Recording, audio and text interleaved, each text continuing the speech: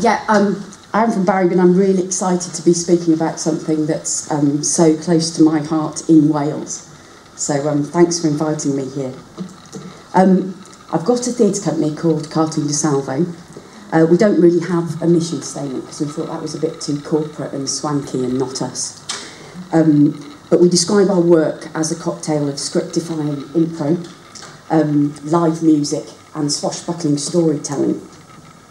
We make theatre that feels like an event, like a birthday party or a family reunion. And we want to bring people and communities together. And it's no accident that we found our favourite home in rural Touring. So last year we made a site-generic show, or site-specific show, called Pub Rock. Can't believe I'm going to leave that photograph up there. It's a real-time gig in a pub. And last year we toured it to pubs in partnerships with theatre venues, including Bristol Old Vic, where Hannah Ashwell from Beeford saw us. And Hannah thought it'd be an interesting offer for the rural touring circuit. Partly because the pub covers band is another staple of community entertainment, and partly because she thought it would be good to bring the village hall audiences something new in that it was site-specific. I was really interested in challenging the idea that the theatre offer for rural audiences has to be limited to the kind of show that fits in a transit van. So this year, in partnership with Beeford and Take Art, we're reimagining the show for the village pub, and NRTF are commissioning it as a case study. So the show is a celebration of amateur entertainment. It's about ordinary people, it's about taste and artistic risk. And those are things I want to talk about today. But first of all, I want to speak a little bit about how we got into rural touring and why it's important to us, because it relates to the project as a whole. If I get a bit sentimental about rural touring, it's because I am. If you want a more straightforward nuts and bolts guide to rural touring, I'm doing another one this afternoon with Bev Bishop, who I haven't met. Yeah, hello Bev. Hiya. So, yeah, when we tried out an early version of our very first show, Meeting to Veg in a Village Hall in Kent, we were, and this was not to be the first time, largely upstaged by the raffle. The raffle became part of the show's tea break, and a village hall became part of the natural habitat of the company. When we make decisions about where the company's going, a lot of it comes back to village hall touring. What sort of set Becky designs, the kind of actors we employ. Yeah, you can't have fuss pops. They need to have the right attitude. And even just the way that we are on stage is informed by these experiences. In the Salvos, we don't take it for granted the privilege it is to play games and make up stories for a living. In village hall gigs, the local promoters, many of whom are in the audience, which is brilliant, have worked very hard for months, unpaid, to get their community together and get on the show. And their necks are on the line in booking our work. When we arrive, expectations are high, and meeting those expectations are really important. We really respect the values of these local heroes who want to bring theatre to their neighbours in the sticks, and if we're good, they respect our work in return. So we better be good, yeah. And for me, that's something worth measuring your work by, more than the latest sort of theatre scene flight of fancy or set in stone theatre law. And if we're not good, we don't have to wait for the reviews to come out in the press. So we did this show called Chain Gang Gang a few years ago, and at one point in the middle, the most quiet, sensitive moment in it, this old lady in the front sighed deafeningly, "Oh no, this is rubbish." So it turns out she was deaf. She hadn't really sort of kept up with the story that was going on, but I don't want to have a disclaimer get in the way of such a story. Yeah, so why do we keep on telling these village hall stories with such affection? Well, it's because it's the honest and direct relationship that we've always sought with the audience, because it's real, and the performance matters as entertainment, as art, as theatre, call it what you like. It's real, you know. It's accessible in the proper sense of the word, not a tokenistic nod to fit an agenda or an artistic policy. Quality work is experienced by people who want it and need it and move mountains to get it there. And that's got to matter to you more as an artist than being seen by the chap from Channel 4. So what is good and what is risk? And that's exactly what I wanted to explore in this show, Pub Rock. Pub Rock is about a band that's been together since school. It starts like any other gig in the corner of an ordinary boozer. It's going well, and then it all breaks down. Artistic differences emerge. And at the interval, Richie announces, he's the guitarist, that he's leaving the band to concentrate on his own difficult-to-listen-to experimental material. A huge row escalates, and finally Richie unplugs his guitar mid-status quo and walks out of the door. And we follow his journey rock video style on the Sky Sports screen as he leaves the pub and walks down the street along the river into the night. So in our site-specific work, we like to tell a story using what's in the room. So we use the sort of Sky Sports screen in the pub to offer a simple visual metaphor for the story. We'll see if we can make the video work, because it didn't get embedded in the PowerPoint. See what you can do. So I worked with our designer, Rebecca Hurst, and a filmmaker called Nick Hill to create a movie about the life of the helium balloon. Oh, here we go. Yeah. Not much happens in it, so I can talk and watch at the same time. It's the same balloon, the same party balloon that we let off at the beginning of Pub Rock. It says good luck on it, and we follow its journey, sometimes carefree, sometimes really dangerous, until it finally reaches the moon above the Hammersmith Apollo. It mirrors Richie's potential future life as a musician. It feels timely to be exploring the case for being an artist, for sticking one's neck out, for reaching for your own creativity and making room for self-expression in a time when there are cuts to culture and we have to shout loud to make ourselves heard.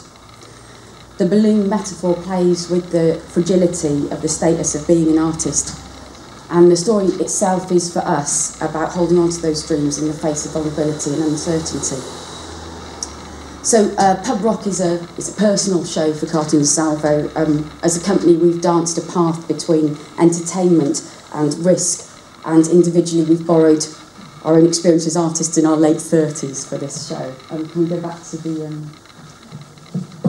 slide, the next one? Yeah. Oh, yeah. Yeah, us in our late 30s.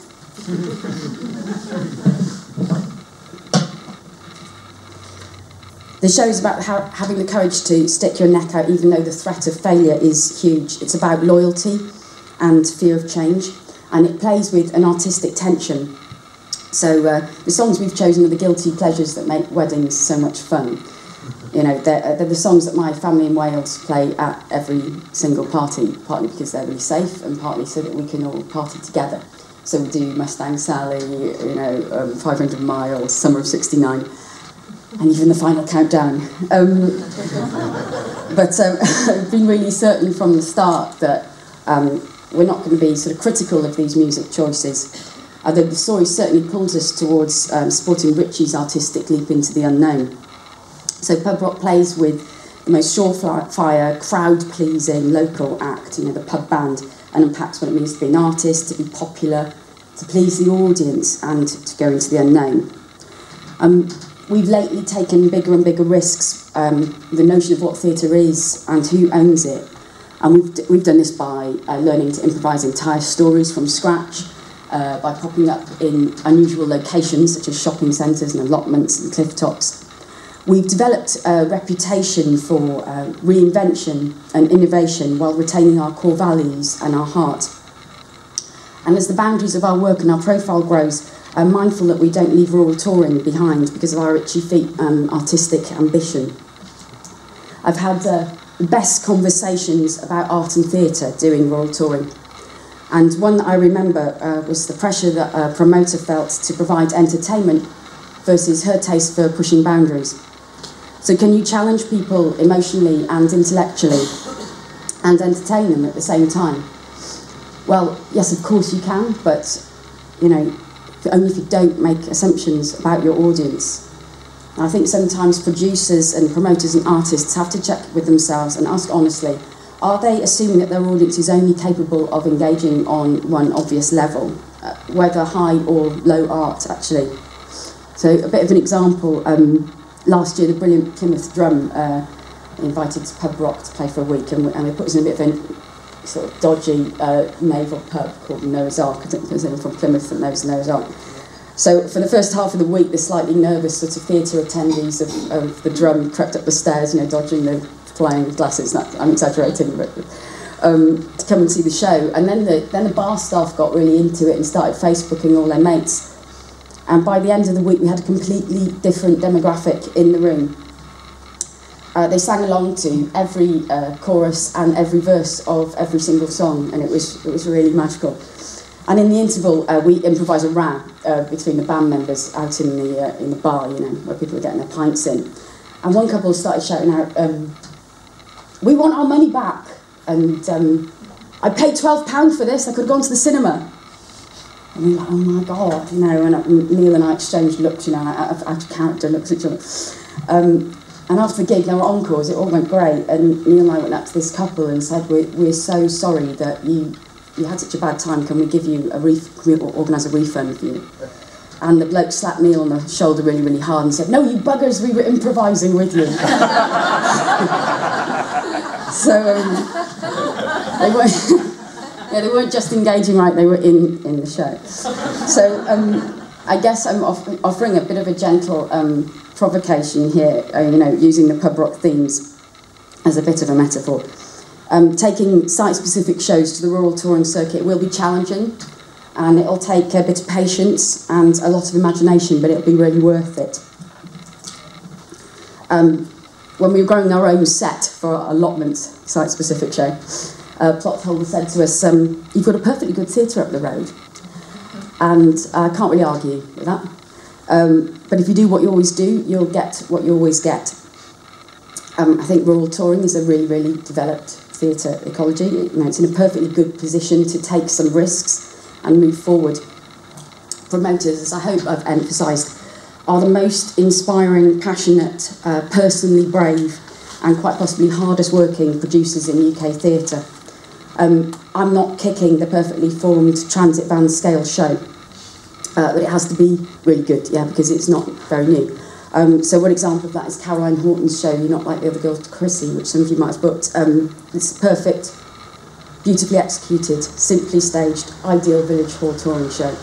It's really great. I mean, site-specific theatre isn't new, but it's creating huge waves in the theatre, and it's a great way of accessing theatre for people who feel that the theatre proper is not for them. So just, you know, can your audiences have access to that kind of work? As we were coming in, which is very, very faintly, you could hear a song that we tried to play by Griff Rhys called Giddy Giddy Giddy, which means driving, driving, driving. It sounds much more beautiful in Welsh. And it reminds me of the endless country miles that I've driven on rural tours.